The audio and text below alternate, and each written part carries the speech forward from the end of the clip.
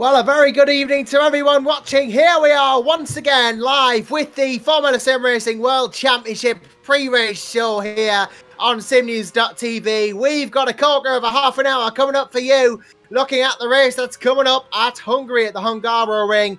And, well, after a very action-packed round last time out in the World Championship at the Circuit de Spa-Francorchamps, I'm quite sure you're not going to want to miss this one. Josh Anderson here once again to take you through this pre-show, and I'm joined by our brilliant camera director as well, Olgo Tida here, who's going to be showing us some of the action that's going on during the official free practice session of the World Championship right now as we speak. So, yeah, of course, we had a fantastic race last time out at Belgium, and it's going to be a really interesting one to see how one goes as well, because obviously lots of post-race interestness went on after Belgium.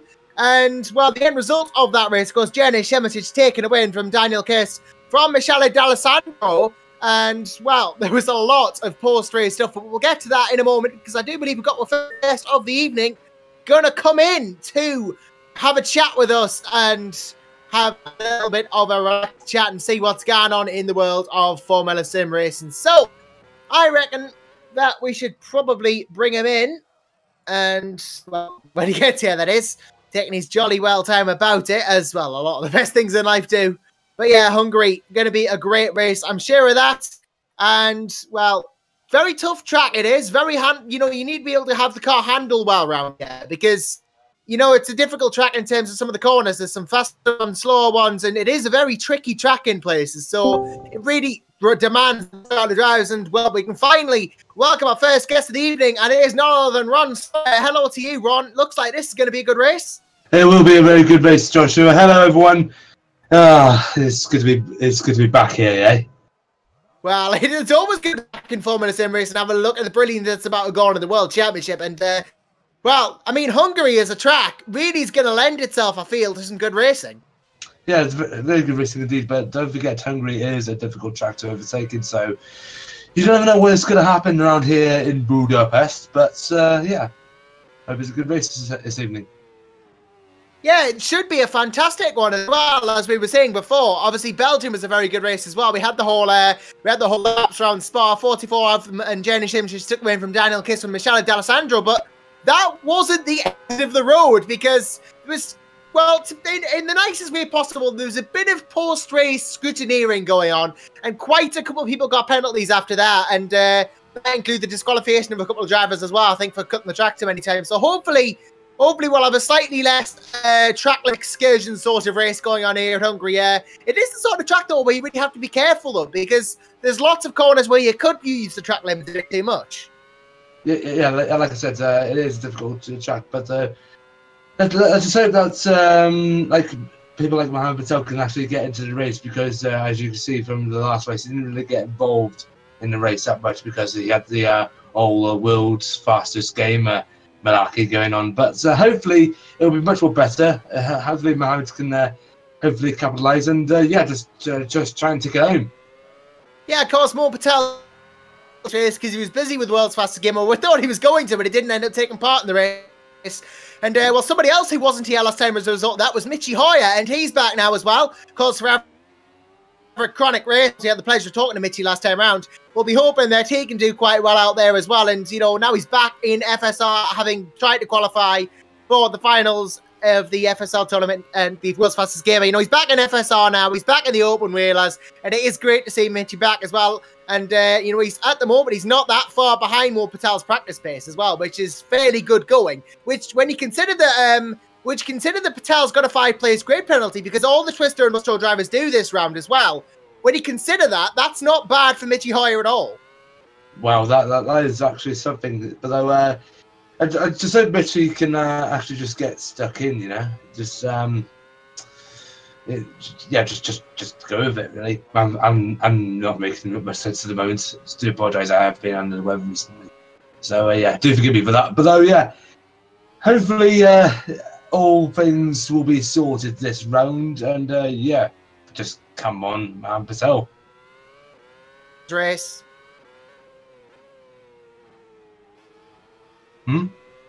Oh, right, sorry, I think my connection just dropped out for a minute there. Well, that's the brilliance of technology for you, but yes. I was going to say, well, I was just going to say there. I was just going to say for Patel, really, he's been away from Spa. He didn't get to do Spa. Now he's come back and he's got a 5-place grid penalty. Yes, he's got such a dominant lead in the championship, but the pressure's on. Oh yes, the pressure is on. But you see, Mohammed Patel, he's really got nothing to lose at this moment in time. But how many rounds have we got left in this championship? We got is it 4 or 5 rounds left? Well, we're on the Hungary now. I think there are about 6 rounds left. There's 150 points left to play for. So Patel, you know, he's at the point in the season now. Mo Patel is 60 points ahead of Jernej Simičić. He's going to need about 3 rounds spare to wrap this up. So he's not close to wrapping it up yet. But it's going to hurt him, and it's going to mean he can't wrap it up as soon as he could. No, not at this moment in time. But it's all down to what Mohammed does. And right now, just looking at his lap pace, I'm just watching this on the broadcast back here. Mohammed don't really get himself involved, but Mohammed really needs to push it down. And if he doesn't push it down, then you can kiss the FSR World Championship goodbye. But I think this world's fastest gamer has really gone unstuck on him. But yeah, just get on with it.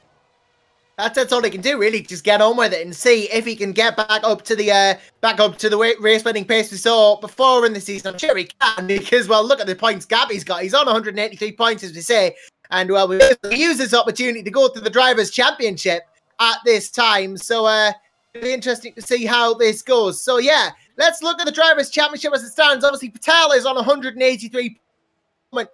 And in second place is Jernej Simičić, right behind him in the championship standings.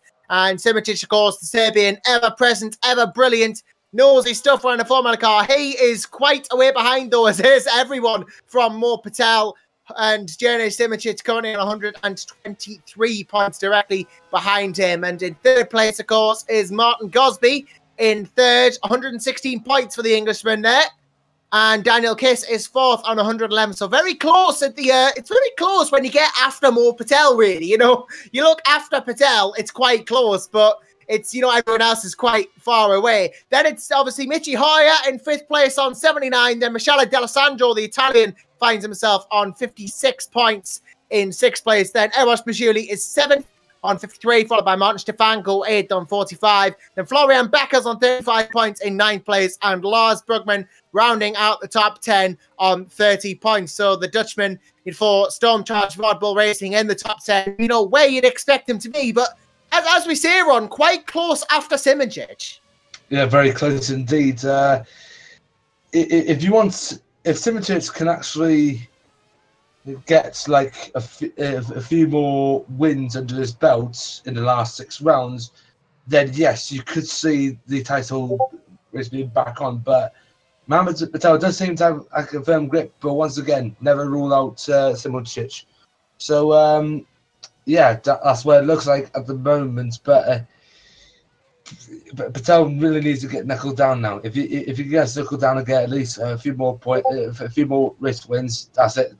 The championship is his. But once again, never know what's going to happen here. Never know what's going to happen in the rest of the championship. Never know what's going to happen nearly anywhere, really.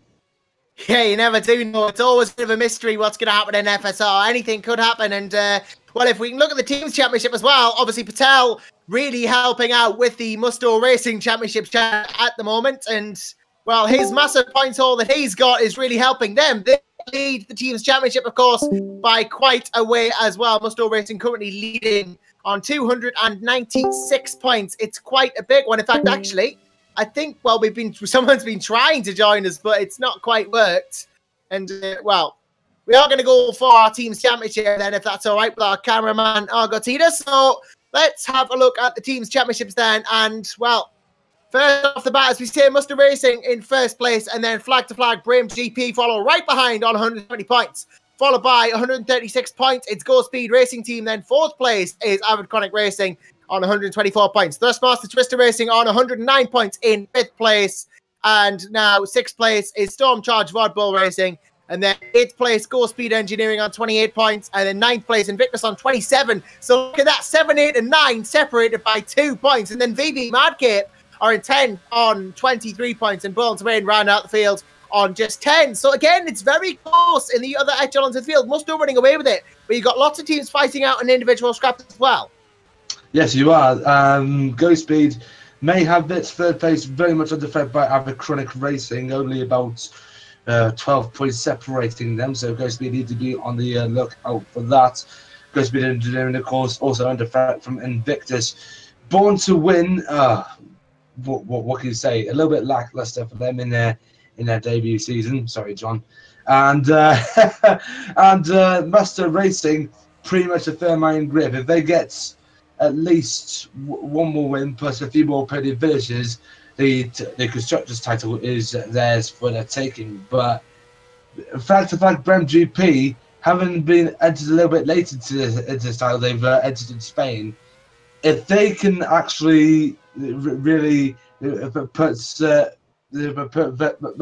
like a vice grip or something like that, they could well enough take it. But once again, Musto looks like to have this in the bag already. Yeah, they really have they've been quite dominant this season in Musto Racing, and well, we're joined by this time by another guest. Actually, we're getting a full haul today, and I do believe this is Matthew Jewson that's joining us from the Pro Series. So welcome to you, Matt. It's great to have you with us. If you'd just like to say hi. I think he's got his mic muted. I think that much is obvious, yes. Well, hopefully we'll come back to him in a moment if he can just mute his microphone and chat to her. But yeah, I was going to say VB Madcape on that list. Interesting story about those. They're in 10th place, but they're not actually in the field anymore, because I've heard that their license has actually been loaned out to Drillers Motorsport for the remainder of the season. So brand new team coming in there, and they've loaned the license from VB Madcape. That is actually a real good. That is a good opportunity for Drillers. Jerry, is it Vojvik? If that's how you say it, has really got a good team going behind them. They might have a good last couple of races, and yeah, real exciting prospect for them. Yeah, really exciting prospect. Of course, the team just coming into the World Championship as well. You know, not dissimilarly to Born to Win as well, who bottom of the pack in the debut season. It is a tough championship, though, to succeed in, and hopefully Drillers will succeed, because it's always nice to see people do well in Formula Sim Racing. You know, it's a tough place to get really competitive results in, because it is, you know, one of the most competitive open-wheel championships there is. Sorry, I can hear you. Your voice was mixing up a bit. Sorry about that. Oh, sorry. I was just saying it's difficult in the World Championship of Formula Sim Racing because it's quite competitive. Yeah, it is very competitive. You never know what's going to happen. I said it's too much. Well, it's true. Yeah, definitely true. Of course. Yeah. I mean, it's such a brilliant championship as well in terms of the competitiveness. You know, you had great drivers like Bono Heiss, we've had Morgan Morand, we've had Jack Keithley all competing here, and we've still got lots of great drivers like Simichich and Patel and Gosby all challenging today. You know, it just goes to show that there is always going to be a quality field in FSR. And, well, I wonder how this race is going to go for the likes of Drillers then. I wonder where they're going to be aiming for this race. I think my mic issues have been fixed. Yep, I think it has, Matthew Cheeson. Of course, welcome along to the pre-show here for the World Championship. And, well, of course, as someone who probably has his eyes on the World Championship himself, as a Pro Series driver, it's going to be a very exciting race, isn't it? Yep, I actually run a team in the WC, so obviously I am going to have my eyes on it. Yeah, of course, the team owner as well. So, you know, obviously, there's no reason why you shouldn't have your eyes on it. You know, it is, as we were saying, a competitive series as well, not just for the drivers, but for the teams as well. And as a team owner, maybe you could give us a bit of insight into just how you're feeling ahead going into this race. Well, it's actually been tougher for us than it has been for most other teams, as we've had unfortunate situations with us not being able to maintain our lineup that we had at the start of the year. And actually, earlier in the week, I thought that to field any cars on the grid, but things have really improved for us. Like, we're in contact with many drivers right now, and we've got a couple of reserve drivers on the grid. Special thanks to Ghosty and George Winter for helping out. great to see, obviously, you know, people stepping in to help as well. And, you know, Invictus being able to be on the grid here. I mean, after the problems that he faced at Belgium as well, with the unfortunate disqualification of Jos Araneda as well. Anyway, Andre did get 8th place, though. So, you know, there was some consolation from that. Yeah, Belgium was quite an exciting race, to be quite honest. There was a lot of... Obviously, there was a lot of track extending from many, like anyone, because I don't want to put anyone on blast, but it was a very action-packed race. That's all I'm going to say. But the end, after all the penalties, managed to get us 2 points, which was much needed. Marek or George will be able to do the same, or even more. That would be really good. Yeah, that'll hopefully be the strategy going into this race. And well, it is good to see. You know, it is good to see you are back here with 2 drivers, and of course a new team to the grid as well, Drillers Motorsport. You know, you're going to be up against them this time as well. I do believe Enric Andre and Harley Hammett driving for them, so it's going to be interesting to see how it goes for them as well as a new team. Well, first of all, I want to wish Drillers Motorsport a massive good luck going into this race, because we do have connections with Drillers. Like, we use each other's setups quite a lot of the time. So I'm really pleased. I'm good friends with their team principal, and I'm really pleased to see them into WC, and hopefully they can have a good foray when they're in the World Championship for years to come.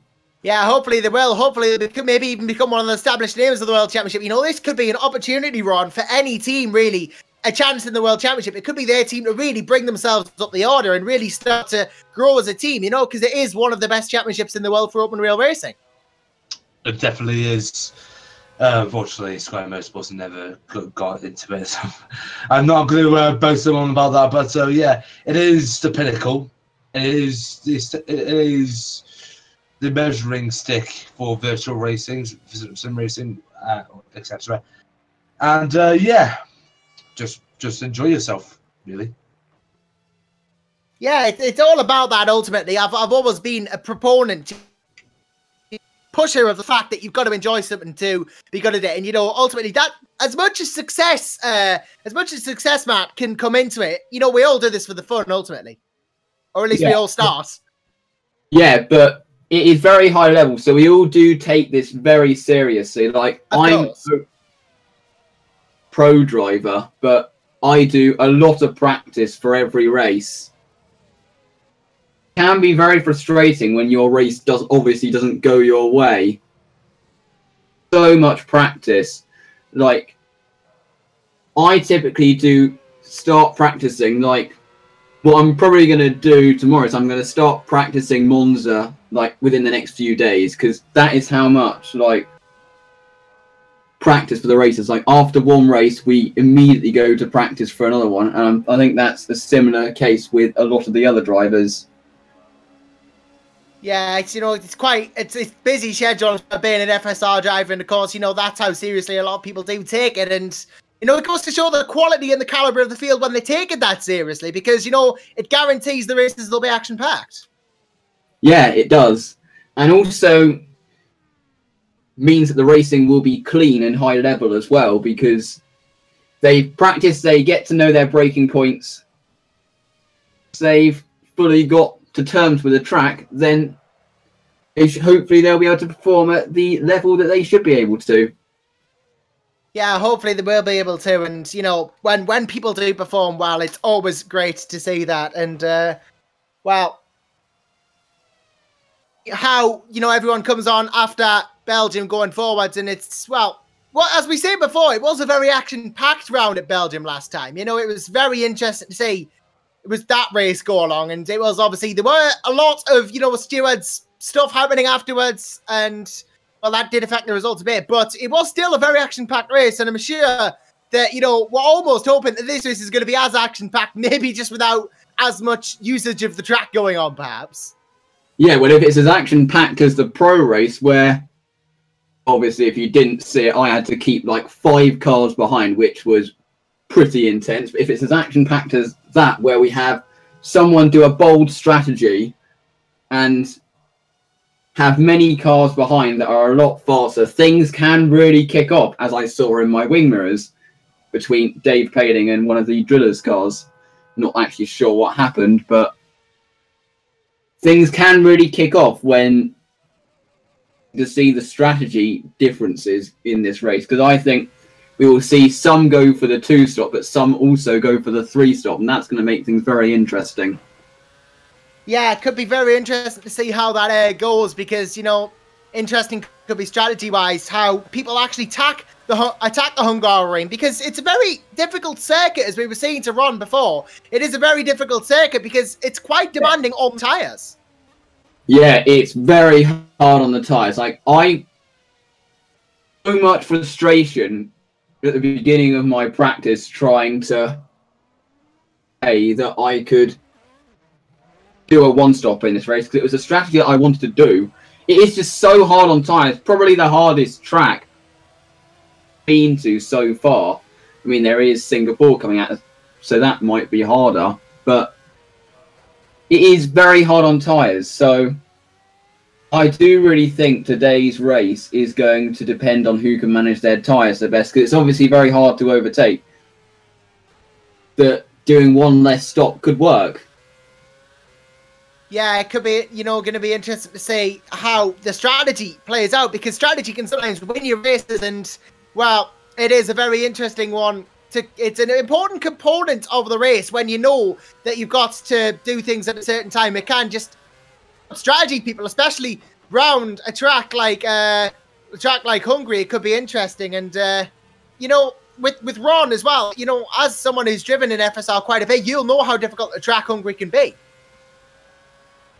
I think he's muted his mic. Yes, I think he has. Yes, good point. But it is a very oh, he's back by the looks of it.